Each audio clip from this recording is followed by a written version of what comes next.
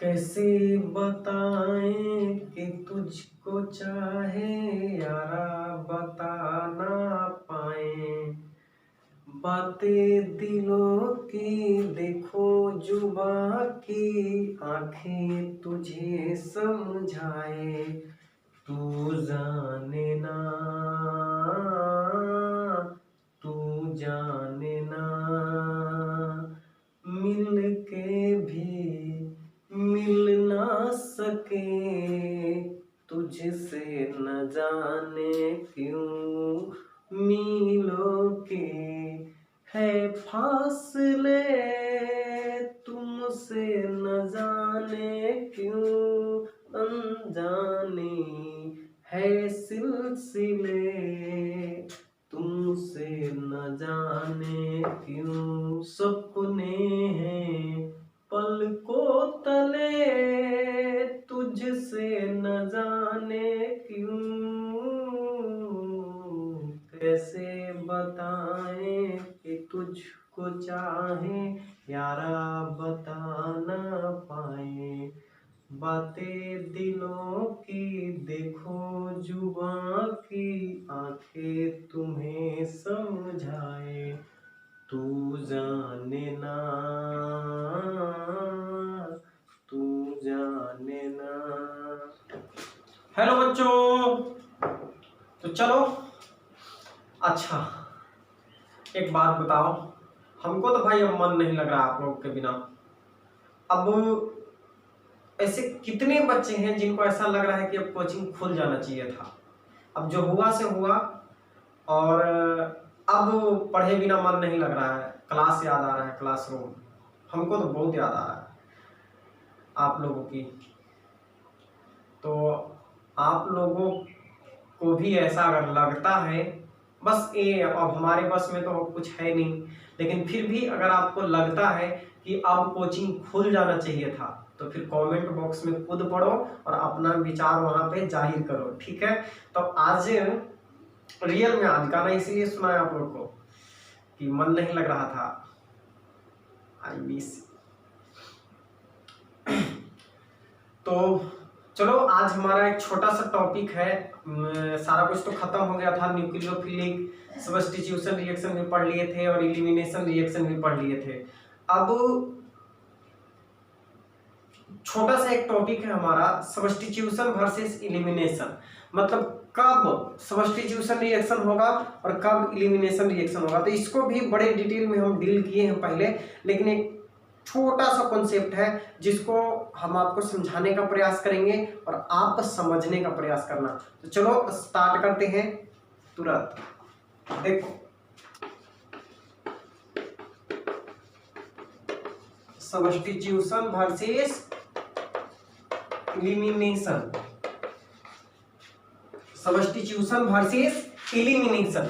अब इसका मतलब क्या है, तो एक एग्जांपल से समझाते हैं। जल्दी से आप लोग कॉपी निकालो, नोट्स बनाना शुरू करो और टकटकी लगा के इधर देखो, मुझे नहीं रहे, इधर देखो।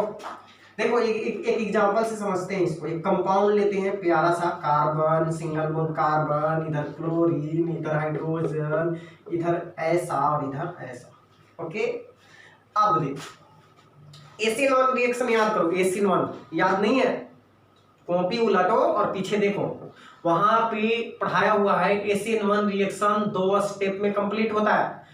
फर्स्ट स्टेप में क्या होता है, हैलोजन या कोई भी लिविंग ग्रुप जो होता है वो कार्बन से हटता है और कार्बोकेटायन का निर्माण होता है। क्या होता है, कार्बोकेटायन का निर्माण होता है। फर्स्ट स्टेप में कार्बोकेटायन का निर्माण होता है। सेकेंड स्टेप में न्यूक्लियोफाइल उस पर अटैक करता है और तब प्रोडक्ट का निर्माण होता है। तो फर्स्ट स्टेप में क्या होता है बच्चों, फर्स्ट स्टेप में जो हाइड्रोजन होता है वो वहां से बॉन्ड तोड़ के बाहर निकलता है, और ये वाला जो स्टेप होता है, जो कि हाथ कट रहा है, याद आ रहा है, एग्जांपल समझाए थे, बॉन्ड टूट रहा है, तो टूट रहा है तो ये स्लो स्टेप होगा, स्लो स्टेप होगा। और इसी को हम लोग आरडीएस, रामदेव स्वामी नो रेट डिटरमाइनिंग स्टेप, दर निर्धारक पद, रामदेव स्वामी नहीं है, रेट डिटरमाइनिंग स्टेप है। तो ये हमारा रेट डिटरमाइनिंग स्टेप होता है। तो आगे हमें मिलता क्या है, फर्स्ट स्टेप के बाद हमें मिलता है कार्बोकेटाइन। कैसा, ऐसा।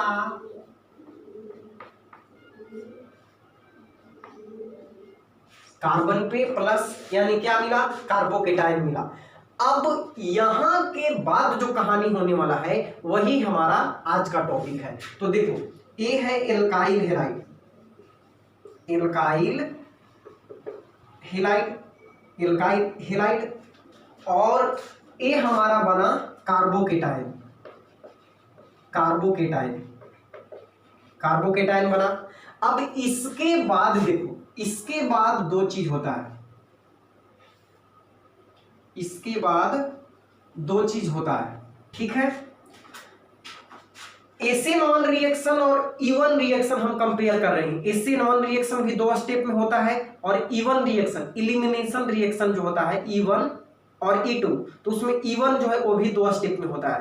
पहला स्टेप में लिविंग ग्रुप बाहर निकलता है, कार्बोकेटाइन बनता है, और दूसरा स्टेप में बेस बीटा हाइड्रोजन को इलिमिनेट करता है, तब जाके एल्कीन का निर्माण होता है। तो देखो, यहां पे एल्काइल हैलाइड है, और चाहे एसेनॉल रिएक्शन हो चाहे इवन रिएक्शन हो, दोनों के लिए फर्स्ट स्टेप सेम होता है। अब देख लो कॉपी में पीछे जो पढ़ाए हैं, चाहे एसेनॉल रिएक्शन हो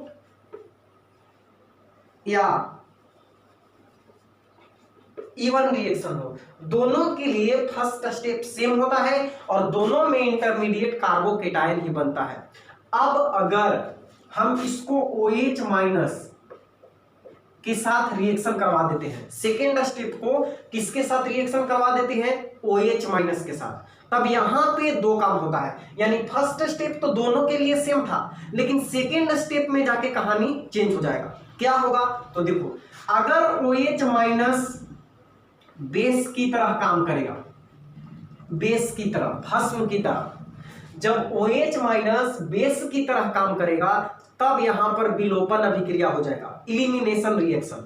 और बेस क्या करता है, बीटा हाइड्रोजन को खींचता है अपनी तरफ, और ये जाके यहाँ पे डबल बॉन्ड बनाएगा, तो एल्कीन का निर्माण हो जाएगा। किसका, एल्कीन का। तो हमारा यहाँ पे प्रोडक्ट मिलेगा C डबल बॉन्ड C, यानी एल्कीन मिलेगा। कोई दिक्कत, अगर OH माइनस बेस की तरह काम करेगा तब हमें क्या मिलेगा, एल्कीन मिलेगा, यानी इलिमिनेशन रिएक्शन हो जाएगा। कौन सा रिएक्शन होगा, इलिमिनेशन रिएक्शन हो जाएगा, इलिमिनेशन हो जाएगा, इलिमिनेशन रिएक्शन हो जाएगा, रिएक्शन शॉर्ट में लिखा हुआ है।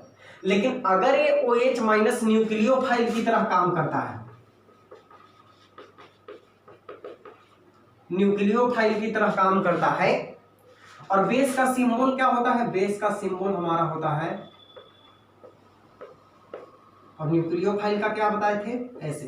तो अगर OH माइनस न्यूक्लियोफाइल की तरह काम करता है तब सब्स्टिट्यूशन रिएक्शन होगा, एसेनॉल रिएक्शन, और उसके बाद क्या होगा, यहां पे OH अटैक करेगा और एक एल्कोहल का निर्माण हो जाएगा।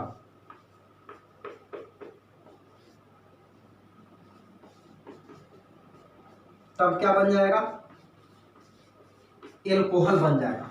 मतलब देखो, फिर से एक बार समझो कि एक एल्काइल हैलाइड लिए, एल्काइल हैलाइड, तो अगर एसेनॉल रिएक्शन की बात करते हैं या फिर इवन रिएक्शन की बात करते हैं, एसेनॉल या इवन, दोनों में फर्स्ट स्टेप में हाइड्रोजन बाहर निकलता है, स्लो स्टेप होता है, रेट डिटरमाइनिंग स्टेप होता है ये, और यहां पर कार्बोकेटायन इंटरमीडिएट का निर्माण होता है। अब सेकेंड स्टेप में अगर न्यूक्लियोफाइल लिया जाता है तब सब्स्टिट्यूशन रिएक्शन हो जाता है, और एल्कोहल का, यानी OH माइनस रहेगा फिर OH जुड़ेगा, एल्कोहल का निर्माण होगा। लेकिन बेस ले लेते हैं, अगर ये भस्म की तरह काम करता है तब बीटा हाइड्रोजन को अपनी तरफ पुल करेगा और एल्कीन का निर्माण हो जाएगा। अब हमें इसी चीज को डिसाइड करना है कि कौन कौन ऐसी शर्तें हैं जहां पर सब्स्टिट्यूशन रिएक्शन होगा और कब इलिमिनेशन रिएक्शन होगा। तो इसी को हम लोग पढ़ रहे हैं, सब्स्टिट्यूशन वर्सेस इलिमिनेशन, यानी कब सब्स्टिट्यूशन और कब इलिमिनेशन। तो देखो, आगे थोड़ा सा हम थ्योरी लिखते हैं, इसको आप लोग लिखो। Both have same rate determining step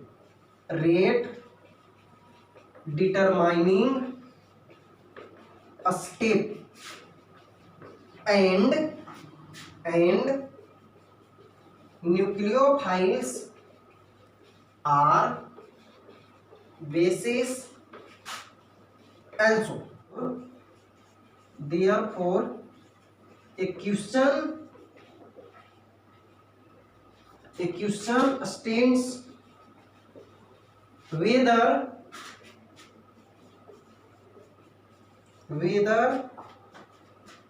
substitution or elimination predominate under given condition।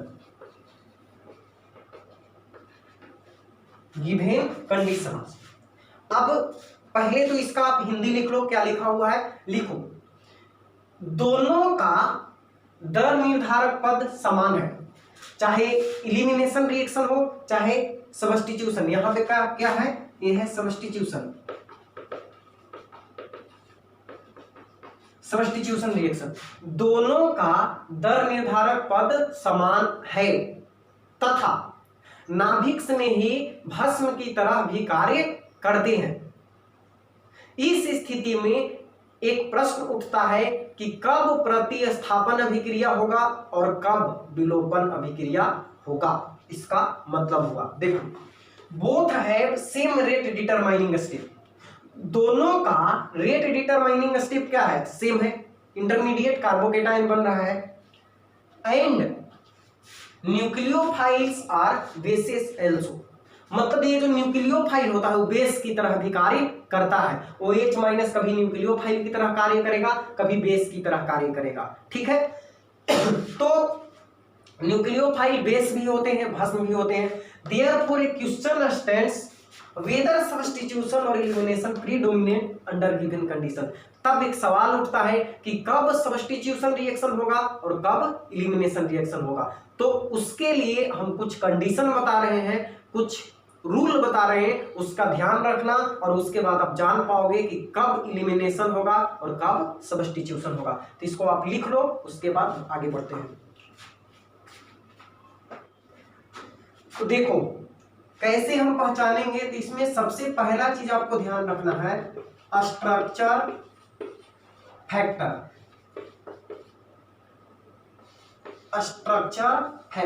अब इससे कैसे समझेंगे, तो देखो, अगर हम SN1 रिएक्शन की बात करें, SN1 रिएक्शन, तो इसमें हम बताए थे कि SN1 का जो रिएक्टिविटी होता है वो कार्बोकेटाइन की स्टेबिलिटी पे निर्भर करता है और कार्बोकेटाइन 3 डिग्री सबसे ज्यादा स्टेबल होता है। तो यहाँ पे जो ऑर्डर आया था हमारा, वो आया था 3 डिग्री एल्काइल हैलाइड सबसे ज्यादा रिएक्टिव होगा, उसके बाद 2 डिग्री एल्काइल हैलाइड रिएक्टिव होगा और सबसे कम 1 डिग्री एल्काइल हैलाइड रिएक्टिव होता है। अच्छा, अगर हम SN2 की बात करें, SN2 की, तो SN2 में जस्ट इसका उल्टा हम बताए थे, क्योंकि उसका रिएक्टिविटी स्टेरिक हिंड्रेंस पे निर्भर करता है। जितना कम स्टेरिक हिंड्रेंस होगा उतना ज्यादा रिएक्टिविटी होगा। तो यहाँ पे 1 डिग्री एल्काइल हैलाइड सबसे ज्यादा रिएक्टिव था, उसके बाद 2 डिग्री का वही कंडीशन था और 3 डिग्री सबसे कम रिएक्टिव था। अच्छा, ये तो हो गया सब्स्टिट्यूशन रिएक्शन के लिए, ठीक है।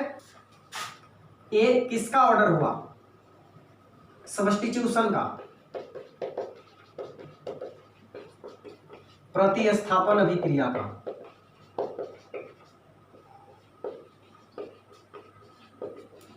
प्रतिस्थापन अभिक्रिया का।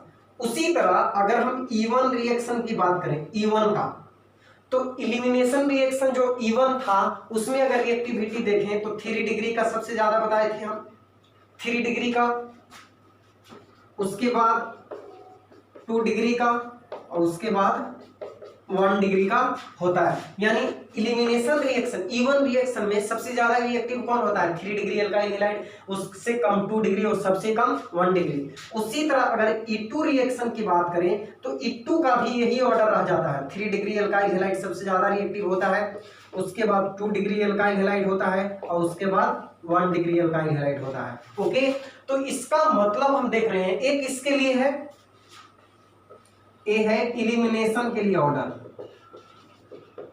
इलिमिनेशन रिएक्शन, विलोपन अभिक्रिया, विलोपन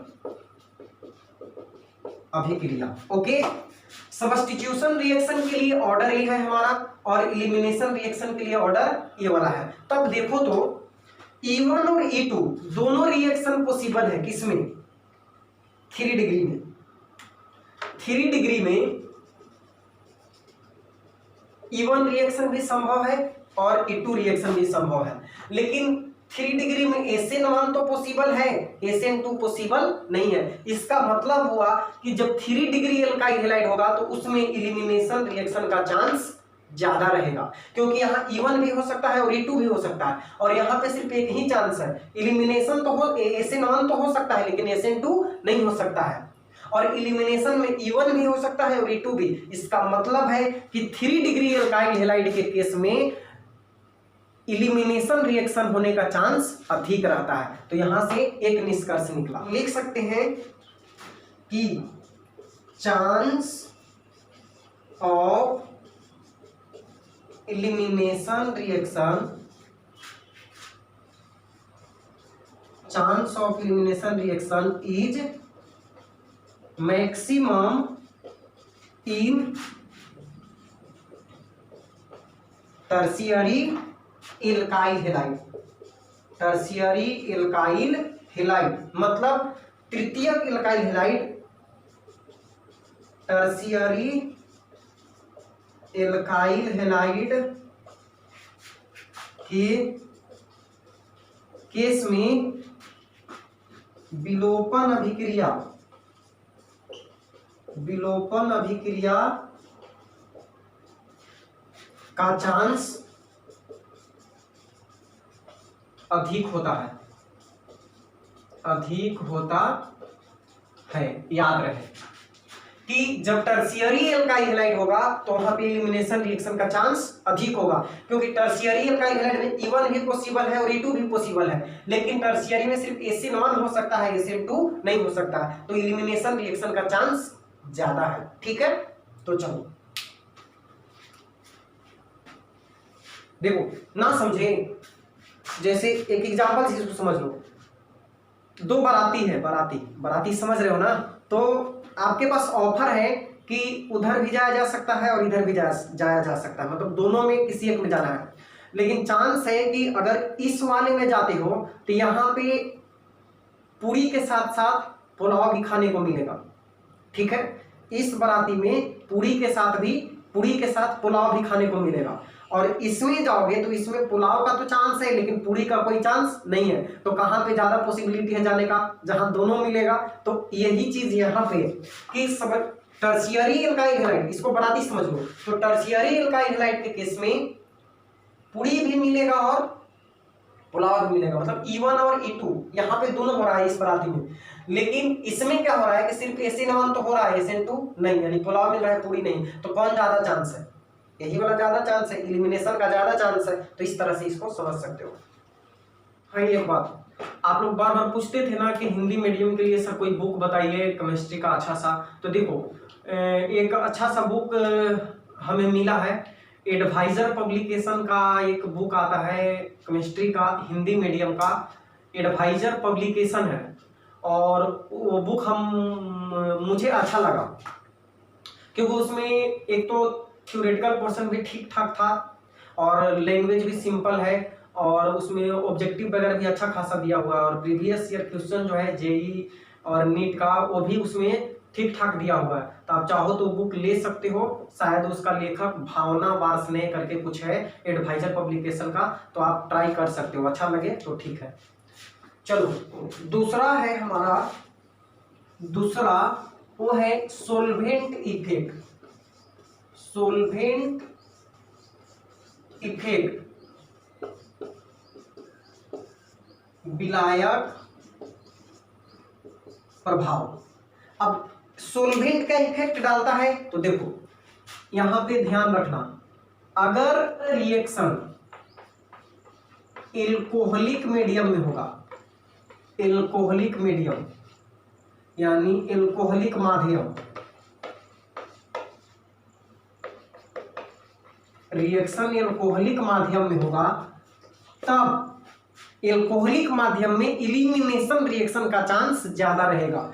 तब होगा इलिमिनेशन, इलिमिनेशन रिएक्शन, विलोपन अभिक्रिया। और क्या बनेगा? बनेगा एल्कीन। ओके, लेकिन अगर यही रिएक्शन एक्वस मीडियम में कराया जाए, एक्वस मीडियम में मतलब जलीय माध्यम में, जलीय माध्यम में जब रिएक्शन जलीय माध्यम में कराया जाए तब सब्स्टिट्यूशन रिएक्शन का चांस रहेगा, सब्स्टिट्यूशन रिएक्शन का चांस रहेगा, मतलब प्रतिस्थापन अभिक्रिया का।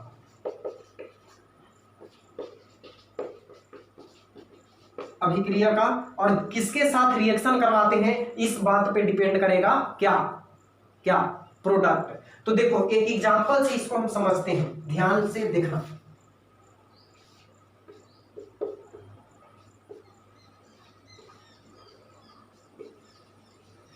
और ये हमारा एल्काइल हैलाइड है, ब्रोमो इथेन या इथाइल ब्रोमाइड, इसका नाम क्या है? ब्रोमो इथेन या कॉमन नेम हो जाएगा इथाइल ब्रोमाइड। ओके, अब ई से रिएक्शन करवाना है। रिएक्शन किससे करवाना है? तो देखो दो प्रकार से करवाना है। रिएक्शन कैसे करवाना है? तो देखो इसको हमें रिएक्शन करवाना है KOH के साथ। किसके साथ? KOH के साथ। और ये जो KOH है ये एल्कोहलिक है। कैसा KOH है? एल्कोहलिक, यानी एल्कोहलिक माध्यम में, एल्कोहलिक मीडियम में हमें एल्काइल हैलाइड का रिएक्शन KOH के साथ कराना है। तो देखो ये जब टूटेगा तो इलेक्ट्रोफाइल और न्यूक्लियोफाइल देगा, K प्लस और OH माइनस। तो ये ब्रोमीन यहां से बाहर निकलेगा, और ब्रोमीन बाहर निकलेगा तो ये कार्बोकेटायन बनेगा C प्लस, और OH माइनस इस पे क्या करेगा? अटैक करेगा। तो यहाँ पे जब एल्कोहलिक माध्यम में रिएक्शन करवाओगे तो एल्कोहलिक माध्यम में इलिमिनेशन रिएक्शन का चांस ज्यादा रहेगा। किसका चांस रहेगा? इलिमिनेशन रिएक्शन का। तो यहाँ पे होगा क्या कि Br माइनस, ऐसे तो लग रहा है कि OH माइनस यहाँ पे अटैक करेगा, वैसा कुछ नहीं है। यहाँ पे इलिमिनेशन रिएक्शन होगा, Br बाहर निकलेगा, फिर ये जो बेस है, बेस ये क्या करेगा? ये H को, ये जो बीटा हाइड्रोजन पे, ये अल्फा और ये बीटा, इस बीटा कार्बन पे जो हाइड्रोजन है उसको अपनी तरफ पुल करेगा, ये H2O बना लेगा, H और OH, H प्लस और OH माइनस, H2O बना के बाहर हो जाएगा, और ये फिर K प्लस और Br माइनस KBr बना लेगा, और A वाला बॉन्ड जाके यहाँ पे डबल बॉन्ड का निर्माण करेगा। मतलब कि हमें प्रोडक्ट के रूप में मिलेगा बच्चों एल्कीन। क्या मिलेगा? एल्कीन। याद रहे जब भी हम एल्काइल हैलाइड को एल्कोहलिक मीडियम में रिएक्शन करवाएंगे तो इलिमिनेशन रिएक्शन होगा और एल्कीन मिलेगा। लेकिन जब हम एल्काइल हैलाइड को KOH के साथ रिएक्शन कराएंगे, यहां भी KOH के साथ करवा रहे थे और यहां भी KOH के साथ ही करवाएंगे, लेकिन एक KOH कैसा है? एक KOH एक्वस है, यानी जलीय KOH है। तो एक्वस KOH की स्थिति में क्या होगा? यहाँ पे सब्स्टिट्यूशन रिएक्शन होगा और हमें प्रोडक्ट मिलेगा क्या? जो आप सोच रहे हो, तब हमें मिल जाएगा OH माइनस जाके यहाँ पे अटैक करेगा C प्लस पे, और Br माइनस बाहर होगा और OH माइनस अटैक करके एल्कोहल का निर्माण करेगा। तो हमें एल्कोहलिक मीडियम में एल्कीन मिलेगा और एक्वस मीडियम में एल्कोहल मिलेगा। याद रहे सोलवेंट कैसे प्रभाव डालता है? तो अगर सोलवेंट एल्कोहलिक है तो इलिमिनेशन रिएक्शन होगा और प्रोडक्ट के रूप में एल्कीन मिलेगा, और जब सोलवेंट एक्वस है, जलीय है, तो सब्स्टिट्यूशन रिएक्शन होगा और हमें प्रोडक्ट मिलेगा एल्कोहल, या जिससे रिएक्शन करवाएंगे उस पर डिपेंड करेगा कि क्या प्रोडक्ट मिलेगा। तो लिख लो, ये दूसरा फैक्टर था। ओके, देखो नेक्स्ट है, कौन सा फैक्टर होगा? थर्ड फैक्टर है हमारा टेम्परेचर। टेम्परेचर, ताप। तो याद रखना, अगर हाई टेम्परेचर है, हाई टेम्परेचर, उच्च ताप, उच्च ताप, उच्च ताप पे रिएक्शन करवाया जा रहा है तो इलिमिनेशन रिएक्शन का चांस ज्यादा रहेगा। इलिमिनेशन रिएक्शन, इलिमिनेशन रिएक्शन का चांस ज्यादा रहेगा। और जब लो टेम्परेचर पे, लो टेम्परेचर पे कम ताप पे रिएक्शन करवाया जाएगा तो सब्स्टिट्यूशन रिएक्शन का चांस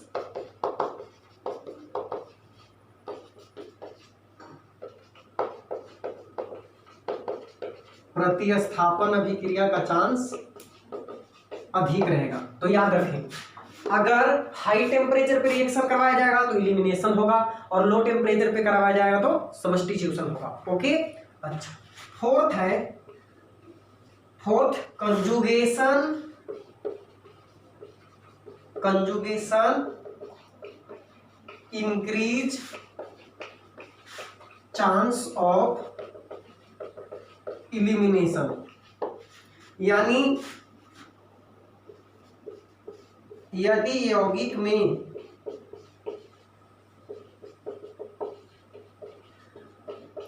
कंजुगेशन उपस्थित हो तो विलोपन का चांस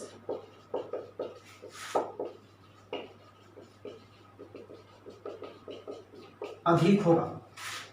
कंजुगेशन तो आपको बताए थे हम, डबल सिंगल डबल।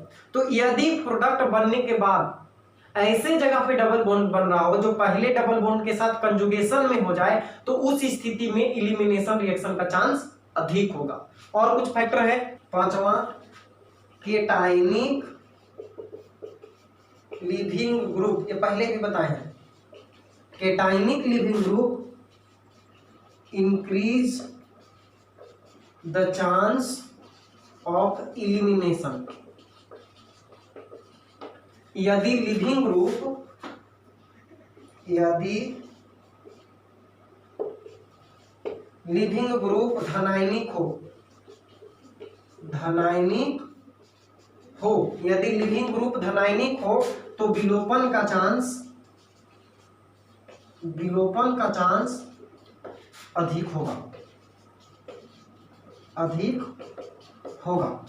तो ये थे कुछ 4-5 फैक्टर जो प्रभावित करते हैं कि कब सब्स्टिट्यूशन रिएक्शन होगा और कब इलिमिनेशन रिएक्शन होगा। ऐसा इसलिए हो रहा है बच्चों क्योंकि ACN1 और E1 दोनों में फर्स्ट स्टेप तो सेम हो जाता है।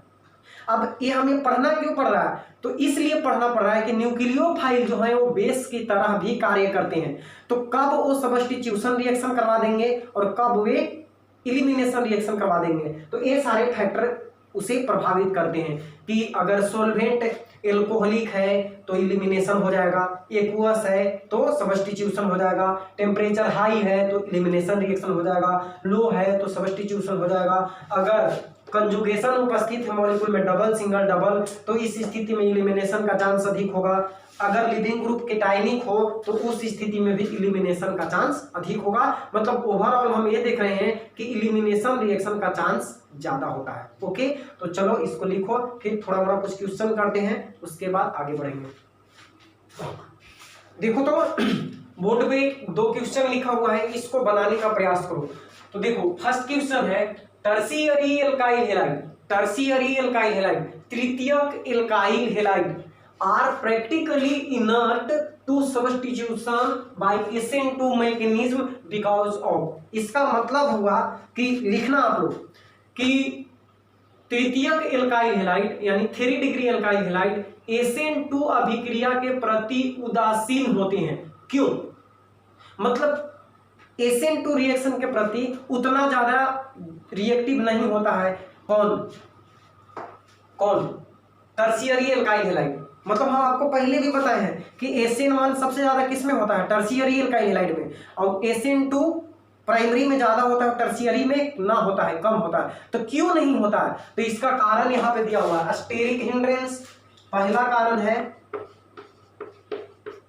त्रिविम बाधा,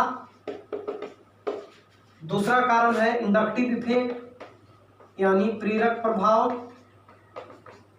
तीसरा दिया है इनस्टेबिलिटी मतलब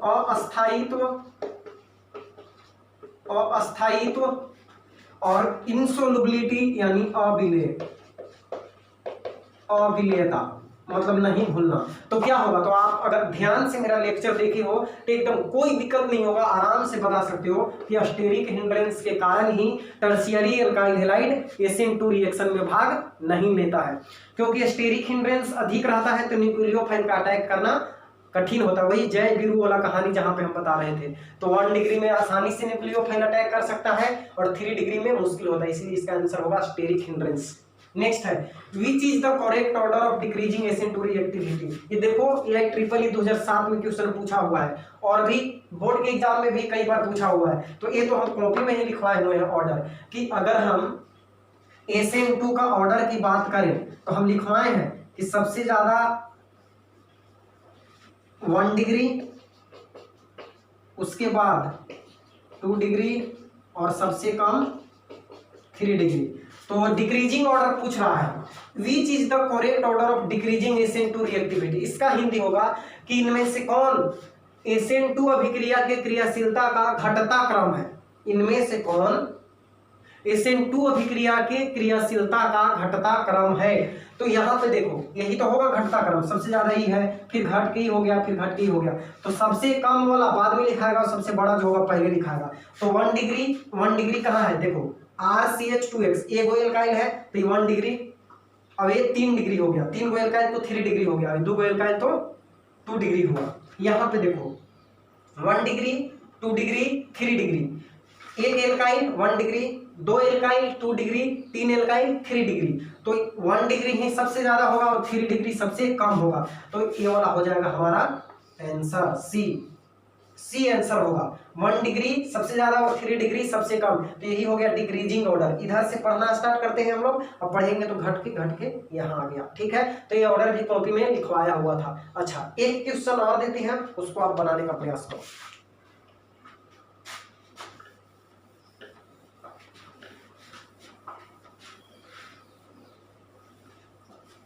अच्छे से समझते चलो, पढ़ते चलो, नोट्स बनाते चलो। जब लास्ट में हम सारा NCERT डिस्कस करेंगे, उसके बाद प्रीवियस ईयर नीट का क्वेश्चन, जेईई मेंस का क्वेश्चन और फिर एडवांस का क्वेश्चन बनाएंगे, तो आप देखोगे कि आप आराम से सारा कुछ करते चले जा रहे हो। इसमें होता क्या है बच्चों कि फिजिकल केमिस्ट्री जैसा ऐसा नहीं है कि आप पढ़ते जाओ और सब कुछ याद करते जाओ, ऐसा नहीं है। यहाँ पे आपको समझते चलना है, केवल सारा कॉन्सेप्ट को समझते चलो, पूरा रट्टा मार के याद करने का कोई जरूरत नहीं है। सिर्फ कॉन्सेप्ट को समझो कि क्या हो रहा है, कहाँ पे वेरिएशन हो रहा है, कहाँ पे किस तरह से इंक्रीजिंग ऑर्डर डिक्रीजिंग ऑर्डर, किसका सॉल्वेंट का किस पर क्या प्रभाव पड़ रहा है, सारा चीज ध्यान में रखो केवल। उसके बाद जब हम क्वेश्चन बनाएंगे तो सब कुछ आपको फिर दोबारा से याद आ जाएगा। हाँ, और एक चीज आप लोग कमेंट में कभी कभी सवाल पूछते हो कि सर यहाँ पे ब्रोमीन की जगह क्लोरीन लगा सकते हैं कि नहीं, सर यहाँ पे OH होना चाहिए ना। तो आप क्या किया करो कि जहाँ पे वो आपको डाउट दिखाई देता है उसका टाइम, वीडियो का टाइम, कि कितना टाइम पे वो आपको डाउट दिखाई दिया, वो कमेंट में लिख दिया करो, क्योंकि वीडियो फिर हमें पूरा देखना पड़ता है कि कहाँ पे उसका डाउट था। तो आप क्या किया करो कि टाइम लिख दिया करो कि सर यहाँ पे इतना टाइम पे जो आप बताए हैं उसमें ऐसा होना चाहिए। तो हम कमेंट देखते हैं, तो आप लोग अच्छे कमेंट किया कीजिए और जो समस्या हो कमेंट में बताया कीजिए। और आपका कमेंट हमें बताता है कि और किस तरह से वीडियो का क्वालिटी बढ़ाना है या फिर किस तरह से आप चाहते हो, ये सारा चीज़ हमें जानकारी मिलती है। क्योंकि ऑफलाइन क्लास हम लोग लेते हैं, ऑनलाइन क्लास का तो उतना आइडिया है नहीं, फिर भी कोशिश करते हैं। अब चाहोगे कि उतना एनर्जेटिक रहें कि जितना एकदम ऑफलाइन क्लास में रहते हैं और हंसी मजाक उतना हो, तो हम चाहते हैं कि यहाँ पे बहुत से ज़्यादा मटेरियल आपको प्रोवाइड कराया जाए। 1 घंटा का वीडियो है तो आप समझ लो कि वो सिर्फ 1 घंटे का नहीं है, क्लास में पढ़ने में उसे 2 घंटा लग जाएगा। बीच में बोर्ड मिटाने वाला सारा कुछ हम एडिट कर देते हैं, निकाल देते हैं, तो सारा टाइम बच जाता है। सिर्फ कंटेंट होता है। अगर 1 घंटा का या 45 मिनट का वीडियो है तो 45 मिनट सिर्फ और सिर्फ हम लोग पढ़ते हैं यहाँ पर। तो आपके लिए बहुत बेनिफिशियल होने वाला है ये वीडियो लेक्चर, तो आप जुड़े रहें और शेयर करें ताकि और भी स्टूडेंट जुड़ सकें। देखते हैं क्लास क्वेश्चन। देखो, कंसीडर द फॉलोइंग ब्रोमाइड्स, निम्नलिखित ब्रोमाइड को देखें। इसका मतलब हुआ निम्नलिखित ब्रोमाइड को कंसीडर करें, देखें। और उसके बाद नीचे क्या कह रहा है, the order of the correct order of SN1 reactivity, यानी SN1 के क्रियाशीलता का सही क्रम है।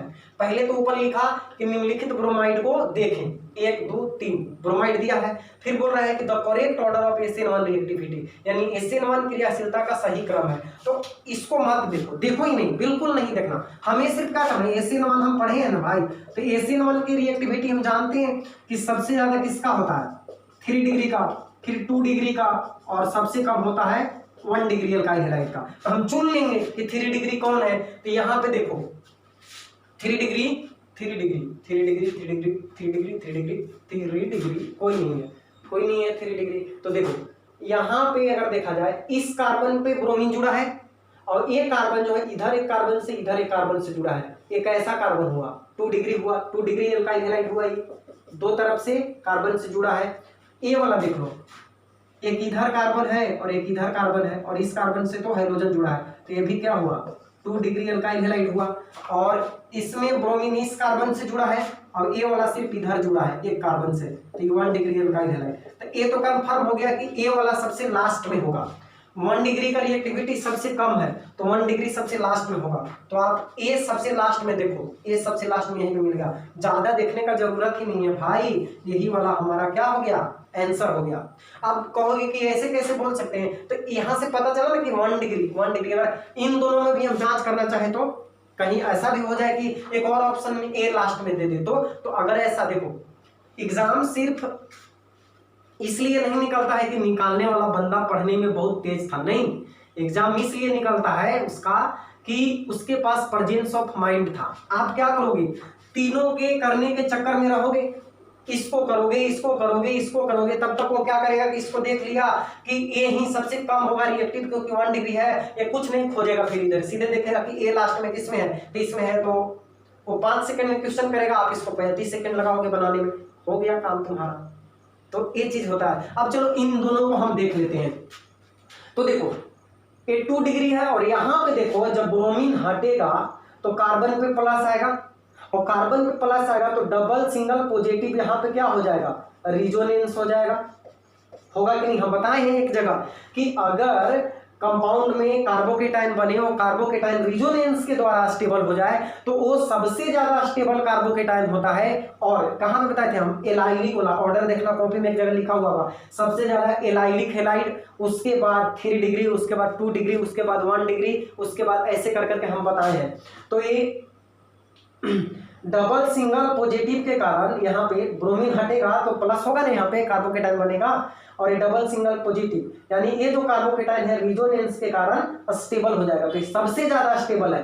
तो जो सबसे ज्यादा स्टेबल कार्बोकेटाइन होगा वही SN1 रिएक्शन अधिक भागेगा। तो सबसे ज्यादा B, उसके बाद 2 डिग्री C, B, C, और सबसे कम 1 डिग्री A, तो B, C, A, this is the answer. तो आज का लेक्चर खत्म करते हैं। अब अगला लेक्चर हमारा होगा वही जो आप लोग पूछ रहे थे ना कि सर एल्कोहल के साथ रिएक्शन करवाइए, साइनाइड के साथ करवाइए, नाइट्राइट के साथ करवाइए, तो सारा रिएक्शन एल्काइल हैलाइड का करवाएंगे और नए नए प्रोडक्ट का निर्माण करेंगे। तो मिलते हैं नेक्स्ट वीडियो।